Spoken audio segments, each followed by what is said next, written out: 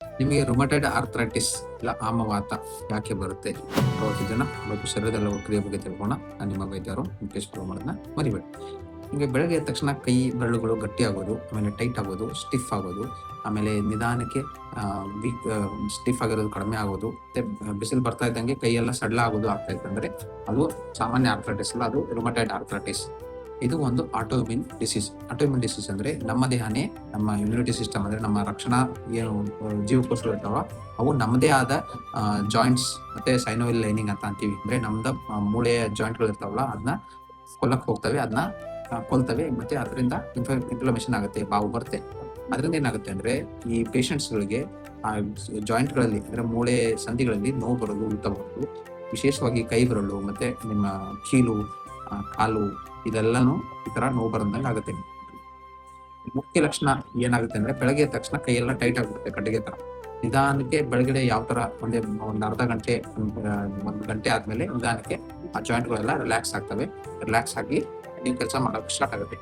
ಮತ್ತೆ ಸ್ವಲ್ಪ ಜನಕ್ಕೆ ಬಾವು ಬರೋದು ಈ ತರ ಎಲ್ಲ ಜಾಸ್ತಿ ಆಗೋಕೆ ಸ್ಟಾರ್ಟ್ ಆಗುತ್ತೆ ಆ ಜಾಯಿಂಟ್ಗಳಲ್ಲಿ.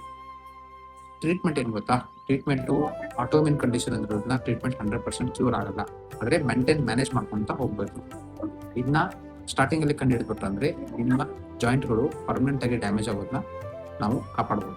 ಇಲ್ಲಾಂದ್ರೆ ಮುಂದೆ ಒಂದು ಟೈಮಲ್ಲಿ ಏನಾಗುತ್ತೆ, ಜಾಯಿಂಟ್ಗಳು ಟೈಟ್ ಆಗಿರ್ತವೆ, ಮಣಿಯೋಕೆ ಸಾಧ್ಯನೇ ಆಗಲ್ಲ. ಇದ್ರ ಜೊತೆ ನೀವು ಡಯಟ್ ಮತ್ತೆ ಲೈಫ್ ಸ್ಟೈಲ್ ಮೇಂಟೈನ್ ಮಾಡಬೇಕು.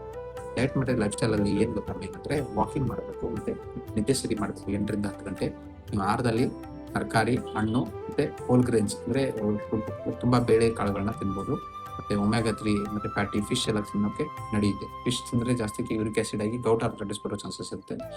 ಆದ್ರೆ ಏನ್ ಬಿಡಬೇಕು ಅಂದ್ರೆ ಕರ್ದಿದ್ದ ಪದಾರ್ಥ ಮತ್ತೆ ಶುಗರಿ ಡ್ರಿಂಕ್ಸ್ ಅಂದ್ರೆ ಸಕ್ಕರೆ ಇರೋ ಐಟಮ್, ಸಿಹಿ ಪದಾರ್ಥಗಳನ್ನ, ಸಕ್ಕರೆ ಹಾಕಿರೋ ಪದಾರ್ಥಗಳನ್ನ ಕಂಪ್ಲೀಟ್ಲಿ ಬಂದ್ ಮಾಡಿಬಿಟ್ರೆ ನಿಮಗೆ ರುಮಟೈಡ್ ಆರ್ಥರೈಟಿಸ್ನ ಆಗುವ ತೊಂದರೆಗಳನ್ನ ಕಾಪಾಡ್ಬೋದು.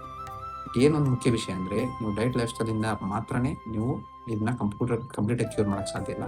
ಕಂಪ್ಲೀಟ್ ಆಗಿ ಕ್ಯೂರ್ ಮಾಡಬೇಕಂದ್ರೆ ಹೋಲಿಸ್ಟಿಕ್ ಅಪ್ರೋಚ್ ಅಂದ್ರೆ ಮೆಡಿಸಿನ್ಸ್, ಮಾತ್ರೆ ಮತ್ತೆ ಡಯಟ್ ಲೈಫ್ ಸ್ಟೈಲ್ ಎಲ್ಲನೂ ಸೇರಿ ಮೇಂಟೈನ್ ಮಾಡ್ಕೋಬೇಕು.